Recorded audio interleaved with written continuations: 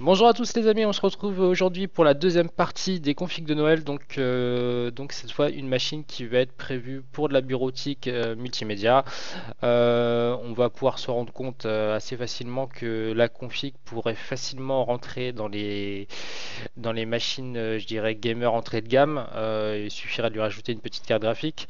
Malgré tout, voilà, je reste sur une base comme de multimédia et bureautique, tout en sachant que voilà, si vous faites un petit effort au niveau du budget, même à l'avenir, vous pourrez vous permettre de jouer dans des conditions honorables.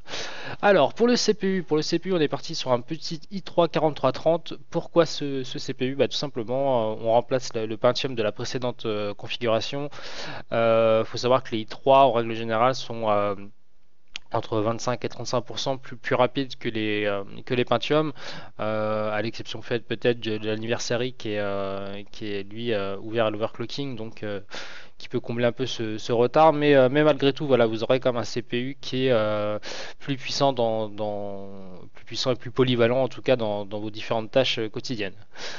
Pour la carte mère, une petite ASRock Fatality B85 Killer. C'est une carte mère qu'on ne propose que très rarement, comme en règle générale beaucoup d'ASRock. Moi, c'est un modèle qui me plaît particulièrement. Au-delà du design rouge et noir qui plaît à un grand nombre, c'est une carte mère qui est assez bien équipée. C'est de l'ATX par contre, hein, donc c'est un grand format.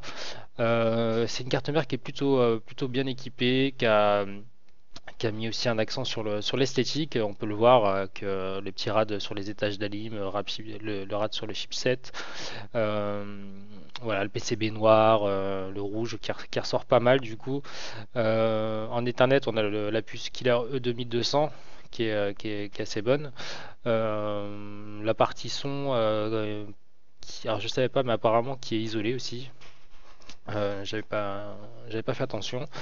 Voilà, donc une carte mère pas chère, donc on est aux alentours de 80 euros, et qui malgré tout, voilà, mélange esthétique et aussi performance, hein. Vous pourrez notamment y joindre une carte graphique, malgré qu'il y ait la présence, il me semble, dans les infos du Crossfire, ça sera que très peu possible. En fait, il n'y a qu'une seule ligne apparemment qui est câblée en 16X. Donc voilà pour les petites infos techniques. Voilà, on regarde deux trois images, on pourra regretter l'absence de SATA coudé par exemple, mais à ce prix-là, on peut pas tout avoir. En termes de connectique, bon, on a ce qu'il faut, hein, USB 2, USB 3, on a toutes les sorties vidéo classiques, donc du DVI, VGA et HDMI. Hop, donc on a fait le tour de la carte mère. Pour la RAM, donc on est parti sur de la DDR3 Corsair Vengeance Pro en 2x4 Go. Encore une fois 2x4 Go, parce que je garde toujours à l'idée que vous pourrez faire évoluer cette machine si vous avez envie de jouer. Et dans ce cas 8 Go ça sera plus cohérent et plus à même de, de vous permettre de jouer dans des bonnes conditions. Euh, le petit ventirad en air cooling, donc j'ai pris un Ragintech encore une fois parce que c'est une marque qu'on ne parle pas à sa juste valeur, on n'en parle pas beaucoup en fait. Euh, il propose d'assez bons AIO déjà, et même en termes de refroidissement, il propose assez souvent des produits qui sont très bons. Et voilà, ça restait avec un peu de rouge, ça restait dans le thème de ma config. Pour le SSD, un Kingston Now V300 en 120 Go. Je vais pas en parler plus que ça parce que je n'en ai jamais monté ni essayé, donc je pourrais pas vous donner mon retour dessus. Apparemment, les performances sont assez bonnes, on se rapproche des Samsung notamment. À voir. Pour ma part, j'ai pas d'expérience dessus, donc si vous l'avez déjà essayé, que vous en avez actuellement et que vous voulez me donner votre avis dessus, n'hésitez pas. Pour le disque dur, donc du Seagate Barracuda, donc on reste chez Seagate mais avec un 2 Tera cette fois. Pour les specs, ça reste la même chose que pour la précédente config. Donc voilà, un bon disque dur. Seagate, c'est une marque que j'affectionne. Vous pouvez aussi aller chez Western Digital, hein, si jamais ça vous tente. Cette fois, j'ai rajouté un petit lecteur graveur, chose que je n'avais pas fait lors de la première config. C'était peut-être une erreur, notamment pour les personnes qui n'en ont pas du tout. Ça peut toujours être intéressant, même si ça ne sert qu'une fois ou deux dans l'année. C'est toujours sympa d'en avoir une, donc voilà. Euh, Pour le boîtier, alors pour le boîtier, je suis parti sur le Corsair Carbide Spec. Euh, Tout simplement parce que c'est un boîtier qui est assez sympa aussi. Il a un design. Bon, je ne peux pas vous montrer le. Hop là. C'est un boîtier qui a un design qui est assez sympa. Bon, forcément, il accepte l'ATX, le format de notre carte mère. Mais, euh, mais voilà, ça reste quelque chose d'assez sobre et esthétique. Alors, sobre, après, c'est les goûts, les couleurs. Moi, je le trouve pas totalement tuning. Donc, j'en ai déjà testé quelques-uns, enfin testé, monté quelques-uns. Du coup, le câble management se fait assez correctement. Il y a une marge de profondeur à l'arrière du boîtier.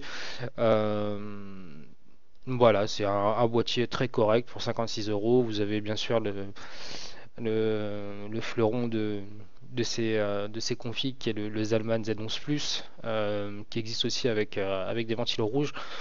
Voilà, si vous avez envie de le prendre, de le changer, ça c'est selon vos goûts, vos couleurs, vos choix. N'hésitez pas. C'est à peu près de toute façon la même chose, hein.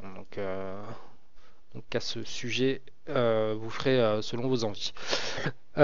Pour l'alimentation, donc une LEPA Max Brown BM450, donc un modèle 450 watts. Vous me direz certainement 450 watts, c'est un peu trop pour la config d'aujourd'hui, oui.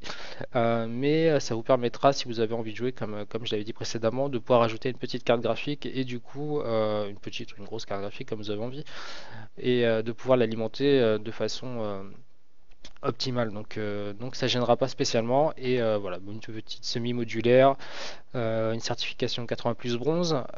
L'EPA pour info c'est Enermax. Moi j'en ai plusieurs chez moi qui tournent. C'est bon, c'est des plus gros modèles en 1000 watts, mais en règle générale j'ai jamais eu de souci avec la marque. Voilà, le bundle est assez sympathique. Vous avez notamment ce qui entoure l'alimentation en fait, c'est d'un espèce de caoutchouc. Vous avez plusieurs couleurs. Bon là en l'occurrence le rouge et noir ça ira très bien avec notre PC, mais voilà, vous pouvez changer un petit peu de design votre config. Écoutez, j'espère que ça vous a plu. Comme je vous ai dit, c'est la config multimédia bureautique, mais qui pourrait aussi facilement rentrer en config gamer d'entrée de gamme. Donc ça vous laisse une bonne base. Essayez de la retravailler, de ce que vous avez envie de changer, de ce que vous voulez apporter en plus. Et je vous dis à la prochaine vidéo qui sera certainement consacrée cette fois aux gamers. Et voilà, je vous souhaite une bonne journée. Ciao, ciao.